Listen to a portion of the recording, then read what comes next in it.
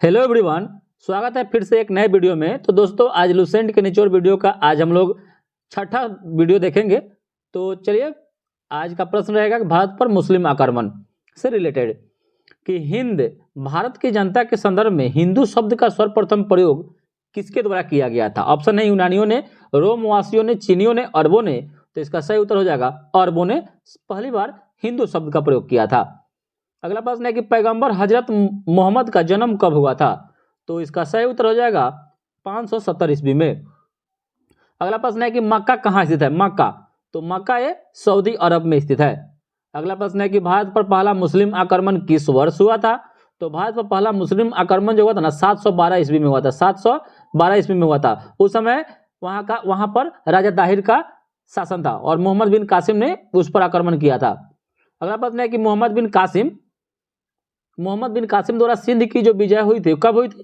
तो यह 712 ईस्वी में हुई थी। और भारत में प्रथम मुस्लिम आक्रमणकारी कौन था। तो यह मोहम्मद बिन कासिम ही था। और अगला प्रश्न है कि मोहम्मद बिन कासिम कहाँ का निवासी था। तो मोहम्मद बिन जो कासिम था यह अरब का निवासी था, अरब। अगला प्रश्न है कि निम्न में कौन चंदेल शासक महमूद गजनवी से पराजित नहीं हुआ था। ऑप्शन है धंग, विद्याधर, जय शक्ति, डंग। तो विद्याधर इसका सही उत्तर हो जाएगा। अगला प्रश्न है कि महमूद गजनी के साथ भारत आने वाला प्रसिद्ध इतिहासकार कौन था। तो इसका जो सही उत्तर हो जाएगा ऑप्शन नंबर बी हो जाएगा अल बरूनी। अगला प्रश्न है कि पुराणों का अध्ययन करने वाला प्रथम मुसलमान कौन था। तो पुराणों का अध्ययन करने वाला प्रथम मुसलमान या अल बरूनी ही था। अगला प्रश्न है कि किसने एक संस्कृत मुद्रा लेख के साथ चांदी के सिक्के निर्मित किए थे। तो इसका सही उत्तर हो जाएगा महमूद गजनवी। अगला प्रश्न है कि निम्नलिखित में से मध्य एशिया के किस शासक ने 1192 ईस्वी में उत्तर भारत को जीत लिया था।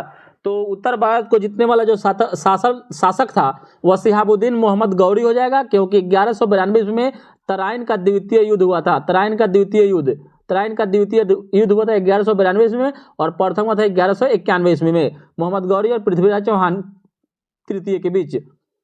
अगला प्रश्न है कि युद्ध जिसमें भारत में मुस्लिम शक्ति की स्थापना हो गई तो वह युद्ध का नाम था तराइन का द्वितीय युद्ध। तराइन का द्वितीय युद्ध जो 1192 ईस्वी में हुआ था, जिसमें मोहम्मद गौरी की विजय हुई थी। अगला प्रश्न है कि मोहम्मद गौरी को सबसे पहले किसने पराजित किया था। तो मोहम्मद गौरी को सर्वप्रथम भीम द्वितीय ने पराजित किया था।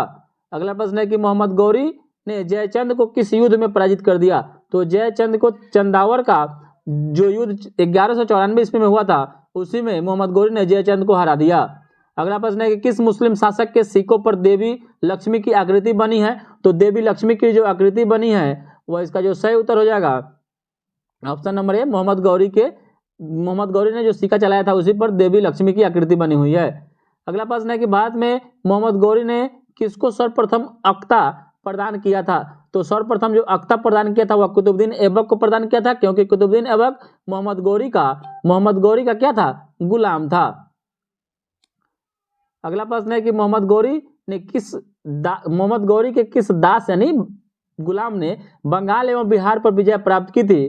तो यह कुतुबुद्दीन ऐबक ही हो जाएगा। और कुतुबुद्दीन ऐबक को लाख बख्श के नाम से भी जाना जाता है, लाख बख्श के नाम यानी लाखों का दान देने वाला।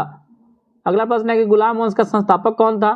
तो गुलाम वंश का संस्थापक या कुतुबुद्दीन ऐबक था। और गुलाम वंश की स्थापना कब हुई थी। तो 1206 ईस्वी में हुई थी। अगला प्रश्न है कि दिल्ली सल्तनत का कौन सा सुल्तान लाख बख्श के नाम से जाना जाता है। तो कुतुबुद्दीन ऐबक को ही जानते हैं, कुतुबुद्दीन ऐबक को ही लाख बख्श के ही नाम से जानते हैं।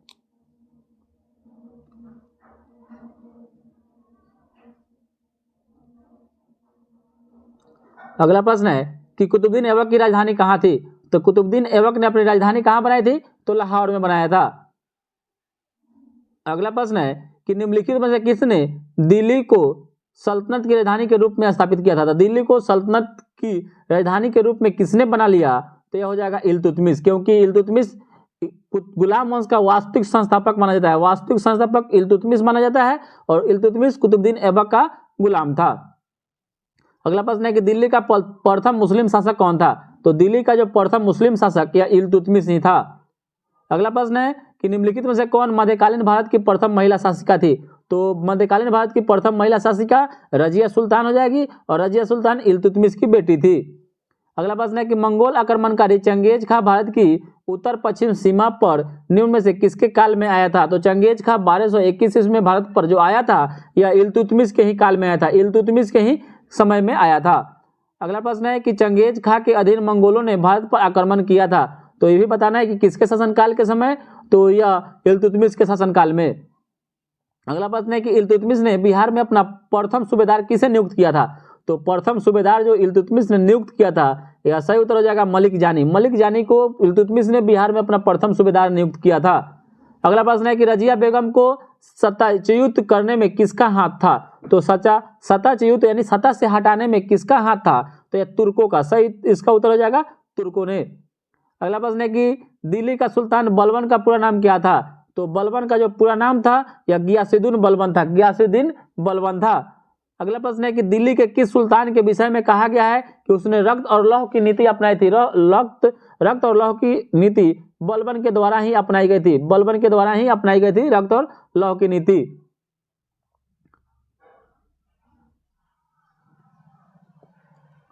अगला प्रश्न है कि अपनी शक्ति को समेकित करने के बाद बलबन ने भव्य उपाधि धारण की थी। तो अपनी शक्ति को समेकित करने के बाद बलबन ने जो भव्य उपाधि धारण की थी उस उपाधि का नाम क्या था? तो उसका नाम था जिल्ले इलाही, जिल्ले इलाही। अगला प्रश्न है कि निम्नलिखित में से किसने भारत में प्रसिद्ध फारसी त्योहार नवरोज को प्रारंभ करवाया था? तो नवरोज प्रथा को जो प्रारंभ करने वाला शासक था उसका नाम बलबन था, और नवरोज एक फारसी जो त्योहार था और प्लस सिजदा प्रथा की भी शुरुआत ही अपने शासनकाल में करवाया था बलबन ने। अगला प्रश्न है कि जब उसने राजत्व यानी किंगशिप प्राप्त किया तो वह शरीयत के नियमों और आदेशों से पूर्णतः स्वतंत्र था। बर्नी ने यह कथन किस सुल्तान के लिए कहा है? तो बर्नी ने यह जो कथन कहा है यह अलाउद्दीन खिलजी के बारे में कहा है, अलाउद्दीन खिलजी के बारे में कहा है। अगला प्रश्न है कि कौन सा सुल्तान नया धर्म चलाना चाहता था किंतु उलेमा लोगों ने विरोध किया था? तो उलेमा लोगों ने विरोध किया था यह अलाउद्दीन खिलजी को ही। अगला प्रश्न है कि दिल्ली के किस सुल्तान ने सिकंदर सानी की मानोपाधि उदाहरण की थी? यानी सिकंदर सानी की उपाधि धारण किसने किया था दिल्ली का जो सुल्तान था? तो यह किया था अलाउद्दीन खिलजी ने ही।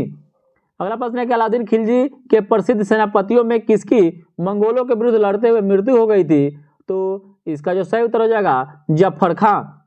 अगला प्रश्न है कि रानी पद्मिनी का नाम अलाउद्दीन की चित्तौड़ विजय से जोड़ा जाता है, उसके पति का क्या नाम था? तो उसके पति का नाम राणा रतन सिंह था, राणा रतन सिंह। अगला प्रश्न है कि अलाउद्दीन खिलजी के आक्रमण के समय देवगिरी का शासक कौन था? तो अलाउद्दीन खिलजी के समय देवगिरी का शासक रामचंद्र देव था। बहुत ही इंपॉर्टेंट प्रश्न है। अगला प्रश्न है कि किस सुल्तान के काल में खालसा भूमि अधिक पैमाने पर विकसित हुई? खालसा भूमि किसके काल में ज्यादा पैमाना पर विकसित हो गया? तो इसका जो सही उत्तर हो जाएगा अलाउद्दीन खिलजी। अगला प्रश्न है कि निम्न मुस्लिम बादशाहों में से किस एक ने मूल्य नियंत्रण प्रणाली को पहली बार लागू किया था? मूल्य नियंत्रण प्रणाली पद्धति को सर्वप्रथम लागू किया था अलाउद्दीन खिलजी ही ने, और घोड़ा दागने की प्रथा की शुरुआत भी अलाउद्दीन खिलजी के समय में ही हुआ था। अगला प्रश्न है कि बाजार नियंत्रण प्रथा लागू की गई थी। तो बाजार नियंत्रण प्रथा जो लागू की गई थी यह अलाउद्दीन खिलजी के ही समय में, अलाउद्दीन खिलजी के ही शासनकाल में लागू की गई थी। अगला प्रश्न है कि निम्नलिखित में से किस एक मध्यकालीन शासक ने सार्वजनिक वितरण प्रणाली की शुरुआत की थी? सार्वजनिक वितरण प्रणाली की शुरुआत किस शासक के द्वारा किया गया था? तो अलाउद्दीन खिलजी के द्वारा ही किया गया था।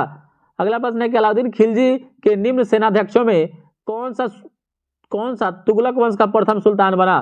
तो तुगलक वंश का प्रथम सुल्तान कौन बना? तो इसका सही उत्तर हो जाएगा गाजी मलिक। अगला प्रश्न है कि किस वंश के सुल्तानों से सबसे अधिक समय तक देश पर राज किया? तो यह हो जाएगा तुगलक वंश नहीं, गुलाम दिल्ली सल्तनत पर 5 जो राज वंश किया था उसमें सबसे ज्यादा तुगलक वंश ज्यादा दिन तक शासन किया। अगला प्रश्न है कि दिल्ली सल्तनत का सर्वाधिक विद्वान शासक जो खगोल शास्त्र, गणित एवं आयु विज्ञान सहित अनेक विद्याओं में माहिर था, तो उस शासक का नाम बताना है। तो यह हो जाएगा मोहम्मद बिन तुगलक, MBT, मोहम्मद बिन तुगलक। अगला प्रश्न है कि अमीर ए कोही एक नया विभाग किस सुल्तान के द्वारा शुरू किया गया था? अमीर ए कोही, तो अमीर ए कोही जो विभाग था यह मोहम्मद बिन तुगलक के द्वारा ही शुरू किया गया था। अगला प्रश्न है कि दिल्ली के किस सुल्तान ने एक पृथक कृषि विभाग की स्थापना की एवं फसल चक्र की योजना बनाई थी? तो प्रथम पृथक कृषि विभाग की स्थापना एवं फसल चक्र की योजना बनाई थी यह मोहम्मद बिन तुगलक नहीं बनाई। अगला प्रश्न है कि दीवान ए कोही किससे संबंधित है? दीवान ए कोही या बलबन के द्वारा दीवान ए कोही जो है ना यह शुरू किया गया था मोहम्मद बिन तुगलक के द्वारा, मोहम्मद बिन तुगलक के द्वारा शुरू किया गया था। और मोहम्मद बिन तुगलक अपनी राजधानी दिल्ली से कहाँ ले गया? तो मोहम्मद बिन तुगलक दिल्ली से अपनी राजधानी दौलताबाद ले गया। अगला प्रश्न है कि दिल्ली से दौलताबाद राजधानी के हस्तांतरण का आदेश किसने दिया था? तो दिल्ली से दौलताबाद राजधानी के हस्तांतरण का आदेश किसके द्वारा दिया गया? तो यह दिया गया था सुल्तान मोहम्मद बिन तुगलक के द्वारा, सुल्तान मोहम्मद बिन तुगलक के द्वारा। अगला प्रश्न है कि भारत में सर्वप्रथम सांकेतिक मुद्रा का प्रचलन किया गया था। तो सांकेतिक मुद्रा का प्रचलन सर्वप्रथम या मोहम्मद बिन तुगलक के द्वारा ही किया गया। अगला प्रश्न है कि मूर देश का यात्री इब्न बतूता किसके शासनकाल में भारत आया था? मूर देश का जो यात्री था इब्न बतूता किसके शासनकाल में आया था? तो यह मोहम्मद बिन तुगलक के ही शासनकाल में आया था इब्न बतूता। अगला प्रश्न है कि इब्न बतूता को किसने दिल्ली का काजी नियुक्त किया? तो इब्न बतूता 1333 ईस्वी में आया था। इसकी विद्वता से प्रभावित होकर मोहम्मद बिन तुगलक ने दिल्ली का काजी नियुक्त कर दिया था और 1342 ईस्वी में इसको चीन भेजा था मोहम्मद बिन तुगलक ने। अगला प्रश्न है किसने सल्तनत काल में डाक व्यवस्था का विस्तृत विवरण दिया है? तो डाक व्यवस्था का विस्तृत विवरण इब्न बतूता के द्वारा दिया गया है। अगला प्रश्न है कि घड़ी अथवा गृह कर लगाने वाला दिल्ली का प्रथम सुल्तान कौन था? यानी घर, झोपड़ी और घरों पर कर जो लगाया था किसके द्वारा लगाया गया था? तो यह अलाउद्दीन खिलजी के द्वारा लगाया गया था। अगला प्रश्न है कि होली त्योहार के सार्वजनिक उत्सव में भाग लेने वाला दिल्ली का प्रथम सुल्तान कौन था? होली त्योहार के सार्वजनिक उत्सव में भाग लेने वाला दिल्ली का प्रथम सुल्तान कौन था? तो यह MBT ही था, मोहम्मद बिन तुगलक। अगला प्रश्न है कि इतिहासकार बदायूनी ने किसकी मृत्यु पर कहा था कि सुल्तान को अपनी प्रजा से और प्रजा को सुल्तान से मुक्ति मिल गई? तो यह मोहम्मद बिन तुगलक के ही बारे में कहा था, मोहम्मद बिन तुगलक के ही बारे में, मोहम्मद बिन तुगलक के ही बारे में कहा था।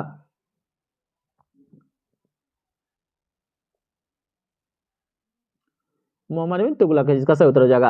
अगला प्रश्न है कि बेरोजगारों के सहायतार्थ दिल्ली के निम्नलिखित सुल्तानों में से किसने रोजगार कार्यालय की स्थापना की थी? रोजगार कार्यालय की स्थापना फिरोज शाह तुगलक के द्वारा किया गया था, FST के द्वारा किया गया था, FST के द्वारा शुरू किया गया था।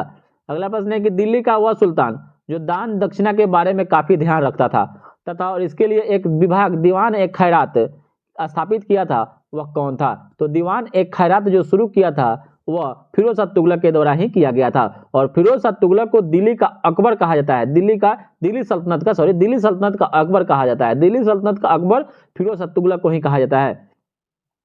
अगला प्रश्न है कि निम्नलिखित में से किस सुल्तान के दरबार में सबसे अधिक गुलाम था? तो सबसे अधिक गुलाम फिरोज शाह तुगलक के ही दरबार में रहता था, सबसे ज्यादा दास। अगला प्रश्न है कि सर्वप्रथम लोक निर्माण कार्यालय की स्थापना, सर्वप्रथम लोक निर्माण विभाग की स्थापना किसके द्वारा किया गया था? तो यह फिरोज शाह तुगलक के द्वारा ही किया गया था। अगला प्रश्न है कि दिल्ली का वह सुल्तान जो भारत में नहरों का सबसे बड़े जाल का निर्माण करने के लिए प्रसिद्ध था।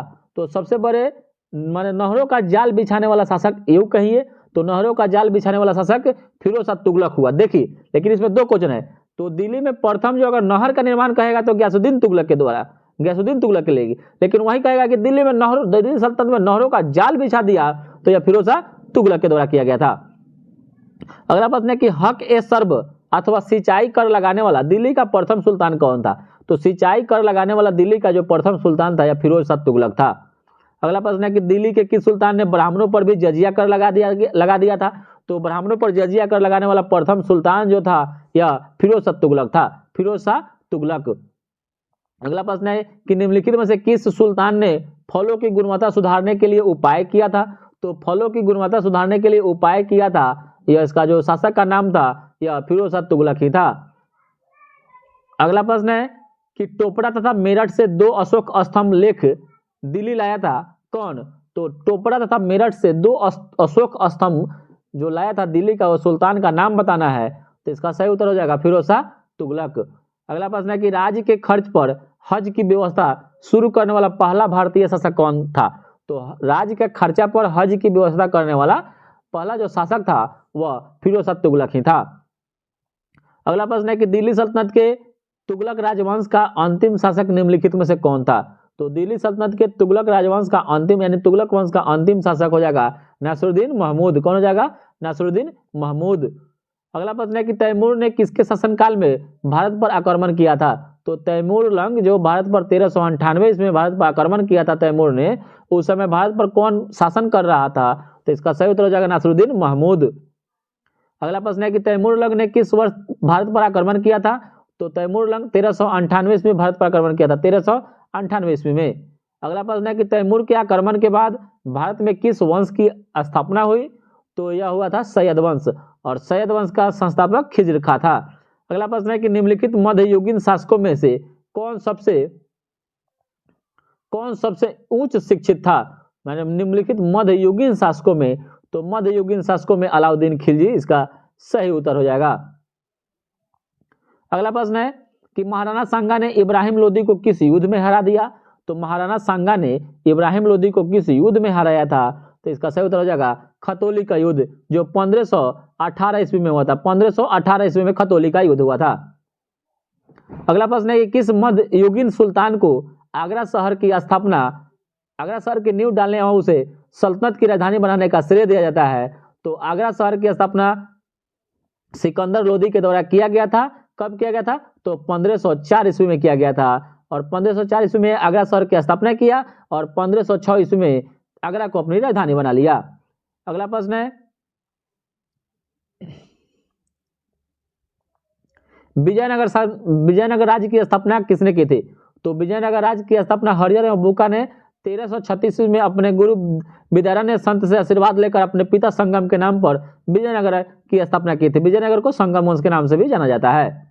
अगला प्रश्न है कि अपनी मधुरा विजय कृति में अपने पति के विजय अभियानों का वर्णन करने वाली पहली कवित्री कौन थी? बहुत ही इंपॉर्टेंट VVI प्रश्न है, तो इसका सही उत्तर हो जाएगा गंगा देवी।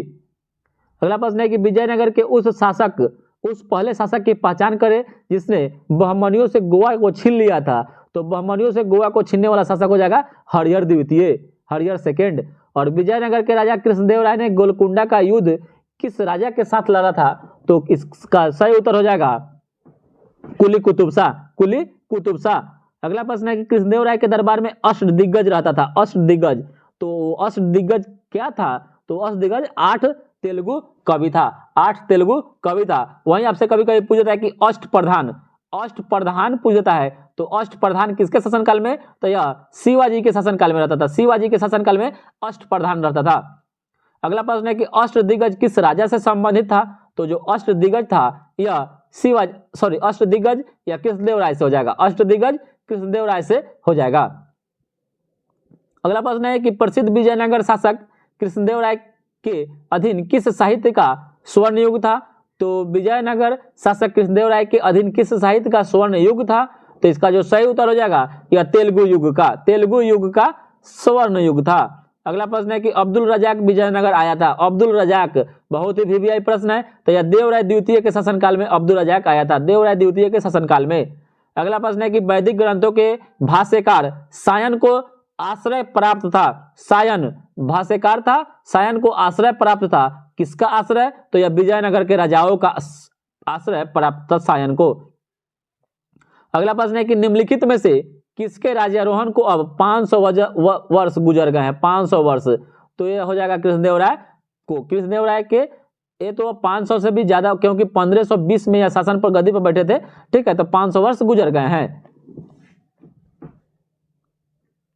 अगला प्रश्न है कि 1565 ईस्वी में कौन सा प्रसिद्ध युद्ध हुआ था? 1565 में, तो 1565 ईस्वी में बहुत ही इंपॉर्टेंट प्रश्न, तालीकोटा का युद्ध हुआ था, जिसको राक्षसी तंगरी का युद्ध के नाम से जानते हैं, और बनिहट्टी के युद्ध के नाम से भी इसको तालीकोटा के युद्ध को जानते हैं। 1565 में हुआ था।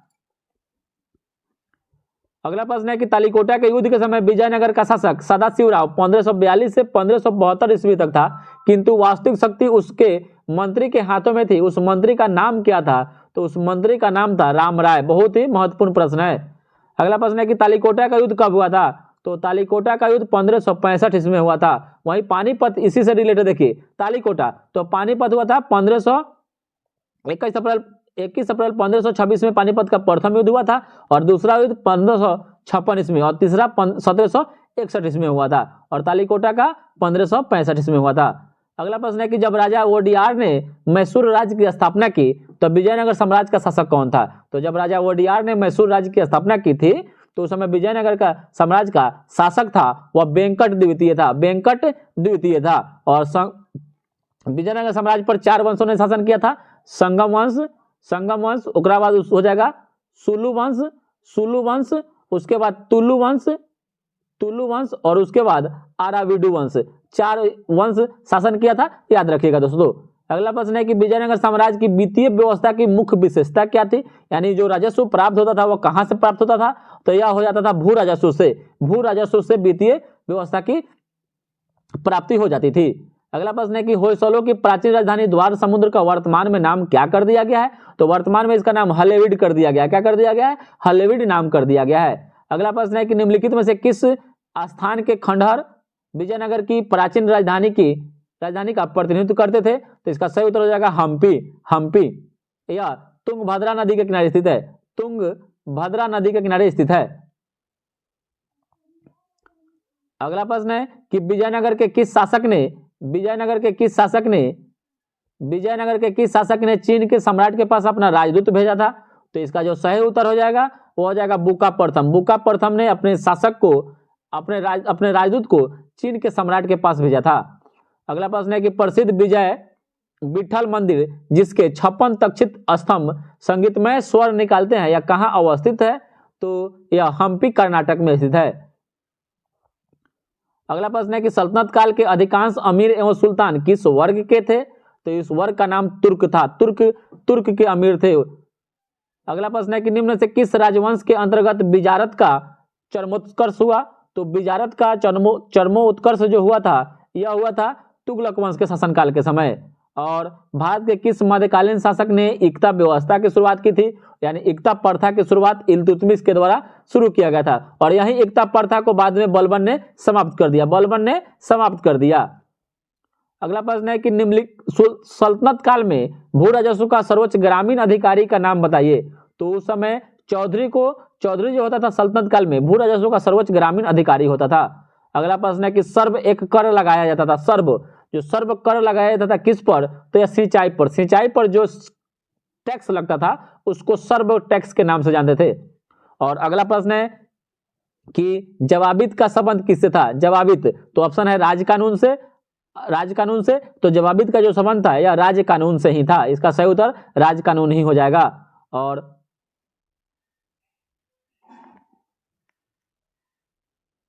अगला प्रश्न है कि सल्तनत काल में फवाजिल, बहुत ही महत्वपूर्ण प्रश्न है, तो सल्तनत काल में जो फवाजिल था उसका क्या अर्थ होता था, तो फवाजिल का जो अर्थ होता था इक्तादारों द्वारा सरकारी खजानों में जमा किए जाने वाली अतिरिक्त राशि को फवाजिल के नाम से जानते थे।